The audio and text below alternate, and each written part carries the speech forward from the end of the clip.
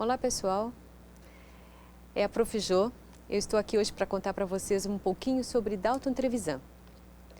Dalton é um autor curitibano que nasce em 1925. Ainda estudante de Direito, ele lançava seus contos em modestos folhetos. Em 45, ele estreia com Sonata ao Luar e no ano seguinte publica 7 anos de Pastor. Entre 46 e 48, ele editou a revista Joaquim, que era uma homenagem a todos os Joaquins do Brasil. Dalton, em 59, lança o livro Novelas Nada Exemplares, que reuniu uma produção de 2 décadas, ao qual ele recebe também o Prêmio Jabuti da Câmara Brasileira do Livro. E nesse momento conquista o grande público. Escritor arisco, misterioso e esquivo, decide não ir buscar o prêmio. Dalton escreve também Cemitério de Elefantes, que ganhou o Prêmio Jabuti, e Guerra Conjugal, um de seus livros que foi transformado em filme em 1975. Dedicou-se exclusivamente ao conto, só publicou um romance, chamado A Polaquinha. Em 2012, recebeu o Prêmio Camões, como o maior contista brasileiro contemporâneo, e também o Prêmio Machado de Assis, da Academia Brasileira de Letras.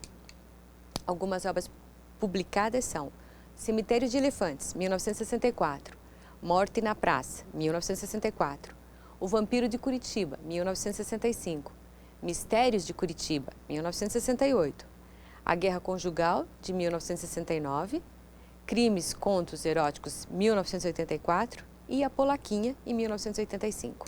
Como era esse período literário? Esse período é considerado, após o modernismo, chamado pós-modernismo, no qual observamos a poesia e a prosa em ângulos convergentes. Enquanto no concretismo consolidava suas características na poesia, a prosa pós-modernista seguia por diferentes estilos, marcada por tendências diversas, chamadas regionalistas, urbana, intimista, política, realista fantástica, além de crônicas e contos. Vamos ver um pouquinho de cada vertente poética separadamente. Por exemplo, a prosa regionalista, ela dá ênfase ao âmbito rural, a exposição de costumes locais, a crítica política social. Alguns autores são Ariano Suassuna, Altran Dourado e Josué Monteiro. Já na prosa intimista, ela é voltada para a exploração psicológica das personagens. Alguns autores é Lígia Fagundes Telles, Osman Lins e Nélida Pinon. Na prosa urbana, como o próprio nome já diz, é uma narrativa direcionada à denúncia dos problemas das grandes cidades nos aspectos social e política. Retrata a influência do progresso nocivo às relações humanas, pois acarreta em solidão, marginalidade e violência. Alguns autores que podemos destacar é Rubem Fonseca, Dalton Trevisan e Ignácio de Loyola Brandão. A prosa política, a literatura mostrava os fatos sociais diante da censura aos meios de comunicação de massa, que sofria no período de 64. O que o jornal não podia mostrar, a literatura narrava, através do romance e reportagem, obras de denúncia com linguagem jornalística e do realismo fantástico, obras de denúncia baseadas em situações fictícias, absurdas, como meio de satirizar a situação que o país enfrentava. Alguns autores, por exemplo, é Antônio Calado, Márcio de Souza, João Ubaldo Ribeiro e Moacir Scliar. Crônicas e contos. A crônica tornou-se um gênero conhecido na literatura através do jornal. Da mesma forma, o conto passa a ser uma ferramenta literária para a retratação de dramas aparentemente triviais, mas com conteúdo reflexivo. Autores cronistas que podemos citar: Fernando Sabino, Rubem Braga, Luiz Fernando Veríssimo, Milor Fernandes, Carlos Heitor Cone, entre outros. Enquanto que autores contistas nós vamos destacar Otto Lara Rezende, Moacir Scliar, Dalton Trevisan, Lígia Fagundes, João Ubaldo Ribeiro, Caio Fernando Abreu, entre outros. A voz do autor, Dalton dizia: o que não me contam, eu escuto atrás das portas. O que eu não sei, eu adivinho. E com sorte, você adivinha sempre o que cedo ou tarde acaba acontecendo. Algumas características do conto. O conto é uma obra de ficção. Ele cria um universo de seres e acontecimentos da sua fantasia ou imaginação. Como todos os textos de ficção, o conto apresenta um narrador, personagens, ponto de vista e enredo.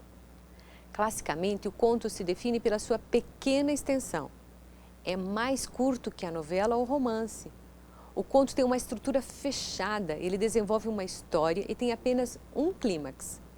No romance, a trama desdobra-se em conflitos secundários. Isso não acontece no conto.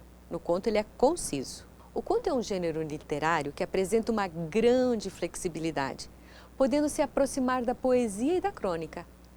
O primeiro passo para a compreensão de um conto é fazer uma leitura corrida no texto do começo ao fim.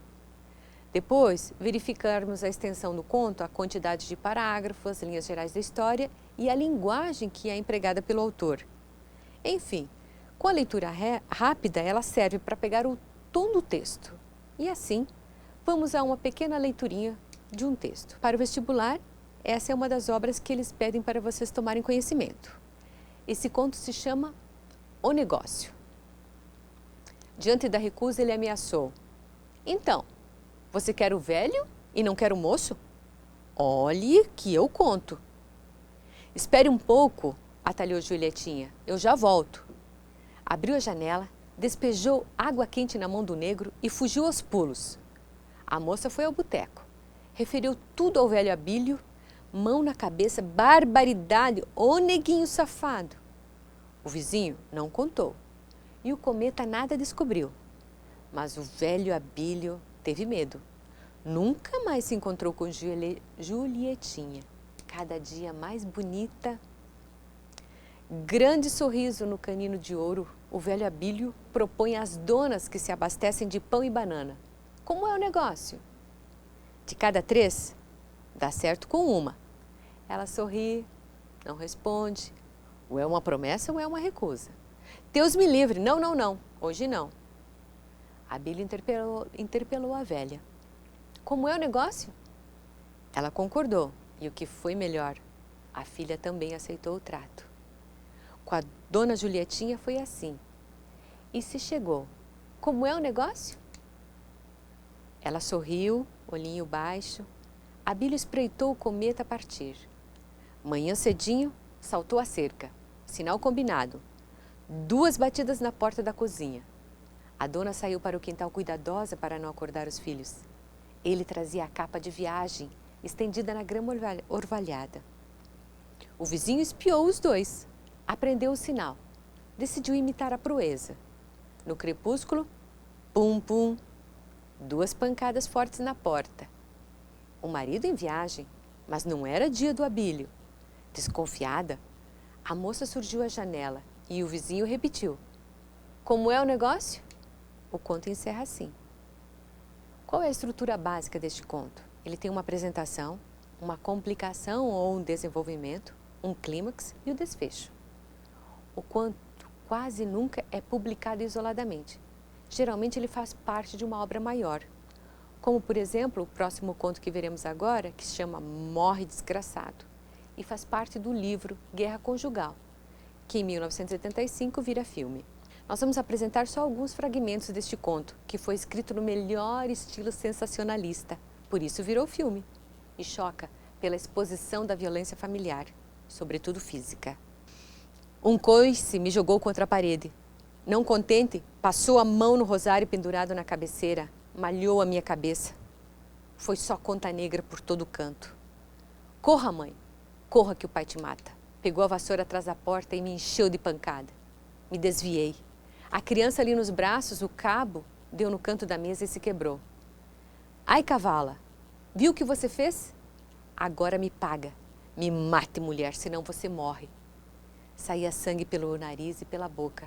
Meio sem aprumo e disse, se me levanto, diaba, é o teu fim. Suspendi a acha, fechei o olho, dei um terceiro golpe. Morre, desgraçado. A força de mãe foi que me valeu.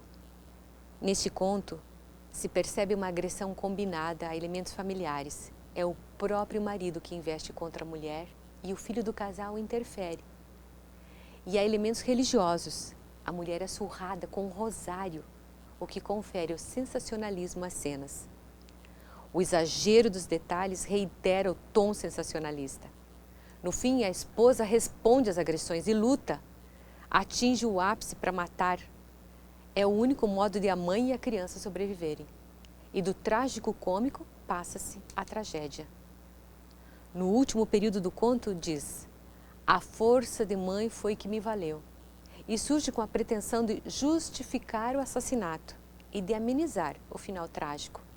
Mas esse eufemismo não se cumpre. Flagra a si próprio no mau ato de tentar desculpar o que não tem explicação. A força da história é o artifício do narrador e de Dalton, que surge de modo proposital para fazer o leitor perceber, por meio da literatura, o absurdo que as pessoas não são capazes de captar, no contexto jornalístico e informativo em que as tragédias se diluem no meio de tantos outros crimes. Agora vamos apresentar algumas questões de vestibular. Por exemplo, na SPM, em São Paulo, caiu assim: a ficção engloba romance, novela e conto, incidentalmente a crônica. Existem, de certo, escritores que passam de um gênero a outro com o qual melhores resultados. Entre os autores abaixo, qual deles é predominantemente contista? As opções são A. Antônio Calado, B. Fernando Sabino, C. Dalton Trevisan, D. Antônio Torres e E. Lia Luft. Precisa conhecer um pouquinho de cada autor, mas lembra que no início eu disse que Dalton só escreveu um livro, os outros todos ele é contista sempre. Então, Dalton Trevisan é que é o predominante contista. Na PUC do Paraná caiu uma questão assim: Dalton Trevisan é escritor avesso a entrevistas e fotografias. Expõe os vícios universais dos seres humanos há mais de 30 anos. Em seus contos ambientados no cenário curitibano. Destaca-se em suas narrativas: letra A, o tema de vampirização, o pessimismo, a linguagem carregada de termos eruditos e a forma lírica. Ela te confunde porque o começo parece ser ele, mas o final não é. A letra B, uma linguagem derramada e analógica, a forma preciosa e repleta de virtuosismos, os neologismos e o tema vampiro. Também não é, ele começa dizendo o contrário e depois vai para o tema vampiro, que é o que caracteriza Dalton. A letra C diz a linguagem apurada, a forma obsessiva, a busca da síntese e os temas entre o grotesco e o patético. Essa se enquadra. E a letra D, uma forma lírica, uma linguagem econômica, temas romantizados do cotidiano. Essa realmente também não se enquadra. Então, hoje eu demonstrei para vocês como é um pouquinho de Dalton Trevisan e suas características. Espero que vocês tenham gostado da aula. Bons estudos!